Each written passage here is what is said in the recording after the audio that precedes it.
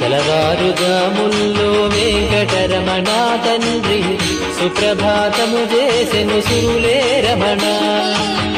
పంచామృతములతో వెంకటరమణ తండ్రి నిత్యాభిషేకములే నిత్యము రమణ.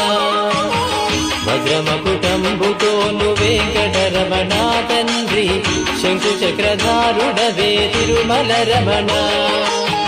మూడు నామాలతోను వెంకటరమణ తండ్రి ముల్లోకములు ఏడడి మూర్తి విరమణ.